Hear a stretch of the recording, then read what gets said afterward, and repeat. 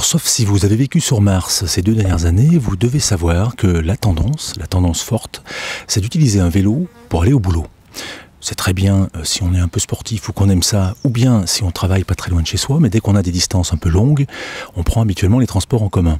Donc, pour permettre d'associer les deux, c'est-à-dire aller en vélo jusqu'à la gare, au train, au bus, etc., et puis monter dans le transport en commun avec son vélo et redescendre à l'arrivée le vélo et continuer jusqu'au bureau avec le vélo, est apparue une nouvelle espèce de vélo, ce sont les vélos pliants. Alors, quand je dis est apparu, c'est plutôt en fait une ressucée d'une catégorie de vélos qui existait déjà dans les années 60, les mini-vélos pliants, mais pliés simplement en deux. Là, on parle de vélos vraiment qui sont complètement repliables et qui permettent donc d'être, en théorie, c'est ce qu'on va voir, d'être transportés relativement facilement.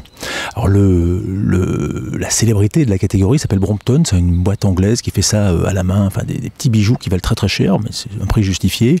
Il y a également l'américain Daon qui est sans doute le plus gros fabricant de vélos pliants.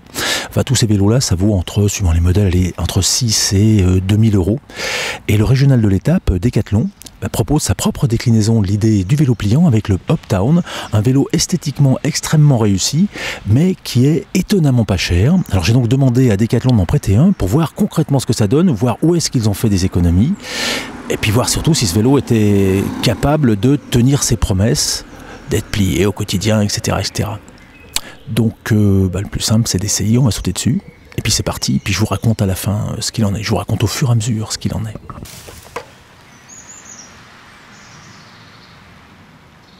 Du pliage, c'est extrêmement simple, le vélo se plie en 3 parties, je regarde en même temps, la tige de la fourche, la tige qui tient le guidon et la fourche se plie en deux, elle se plie en deux pour se rabattre vers la roue avant, et puis le corps principal du vélo lui-même se plie en deux, à chaque fois avec des charnières relativement imposantes.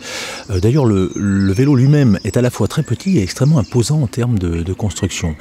Et ça a un poids, tout ça, c'est super bien fabriqué ce petit Uptown, ça a un poids, c'est qu'il fait pratiquement 13 kg. Alors ça répond à la première question, c'est est-ce qu'il est réaliste de le trimballer avec soi au quotidien? Clairement non. Sauf à être culturiste, franchement je vois pas quelqu'un se balader 13 kg comme ça au quotidien dans le métro ou dans un train.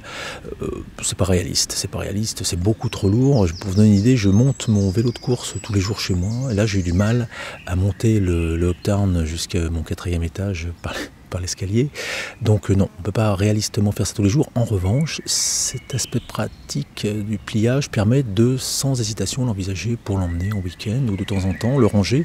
Il se range très bien, il n'est pas très facile à transporter. Les petites roulettes, comme on verra tout à l'heure, sont vraiment folkloriques. Donc on peut le déplacer que en le faisant reposer sur ses roues. Auquel cas, il faut garder la selle sortie pour s'en servir de poignée. Bref, c'est un peu acrobatique. L'équilibre vertical du tout n'est pas géant. En revanche, comme vélo rangeable et aisément transportable, ce Uptown est formidable.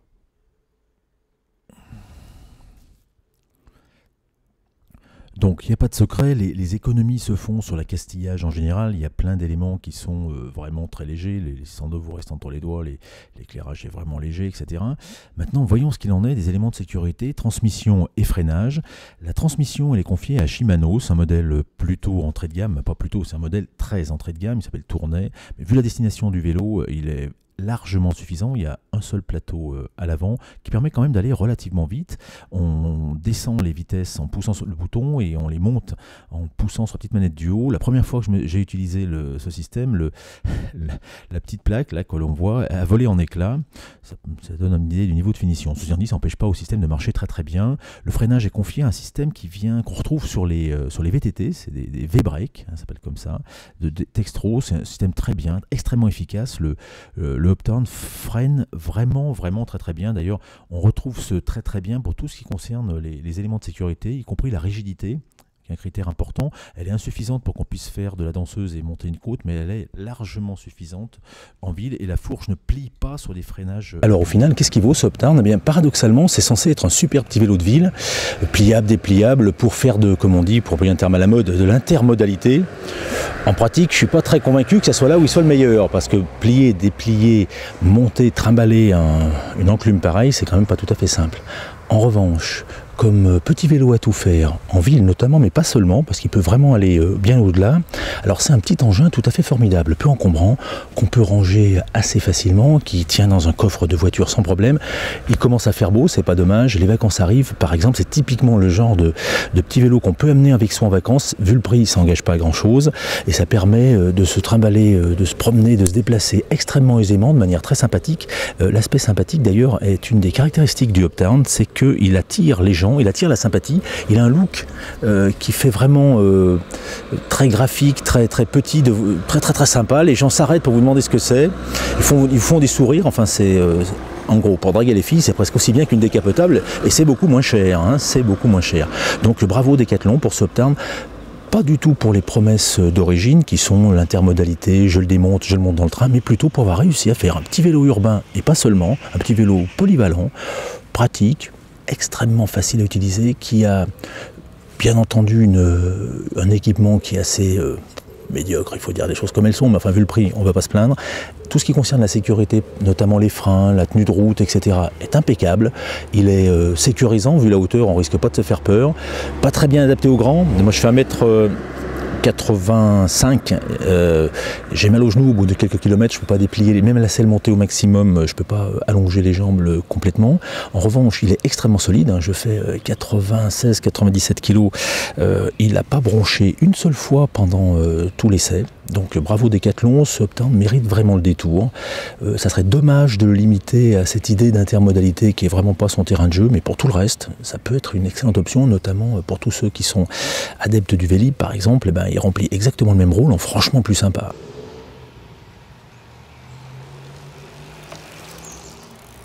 Alors on se résume, les points forts, look d'enfer, solide, bien fini, finition rustique, les soudures feraient sourire pas mal de cadreurs classiques, néanmoins il est très honnêtement fini. Tous les équipements de sécurité sont impeccables et il a une cote de sympathie qui le rend vraiment attachant. Et puis il est surtout très efficace, hein. Le premier test routier que j'ai fait avec, c'était pour aller à un salon professionnel auquel il fallait que je participe, au total 20 km, eh bien, il les a fait sans broncher. Sans broncher, j'avais un peu mal aux genoux à l'arrivée à cause de ce que j'expliquais tout à l'heure pour ma taille, mais il les a fait sans broncher et en arrivant, je l'ai replié, je l'ai laissé au vestiaire de cette manifestation à laquelle j'allais, ça n'a posé aucun problème. Les points faibles, alors les points faibles c'est l'accastillage hors sécurité. Il y a pas mal de choses qui vous restent dans les mains, il y a un send-off par exemple qui est sur le porte-bagages, on se dit quand on le voit la première fois c'est super, j'ai tiré une demi-fois dessus pour y glisser un sac, il m'est resté dans les doigts, la commande de vitesse à le capot qui a sauté à la première fois que j'ai essayé de m'en servir, ce qui d'ailleurs n'empêche pas les vitesses de marcher très bien, il n'empêche que la finition elle est quand même un petit peu légère et puis il y a plein comme ça de petits trucs qui vont péter au fil du temps. C'est surtout l'accastillage, l'esthétique, tout ce qui est périphérie, c'est là où Decathlon clairement a fait des économies. Là où ils n'en ont pas fait, c'est châssis, transmission, c'est une transmission bas de gamme, mais une transmission qui marche plutôt bien, et sécurité, frein. L'éclairage n'est pas terrible, mais enfin vu le prix d'un éclairage, c'est pas très grave. Voilà, donc c'est un vélo assis. Un des défauts du Uptown, mais qui est pratiquement dû à son concept. Enfin, j'ai pas essayé de grimper des côtes avec d'autres vélos, c'est qu'il est inapte aux côtes, puisque lorsqu'on tire sur le guidon fléchit, enfin la position est une catastrophe. Donc dès que ça monte, on descend du vélo.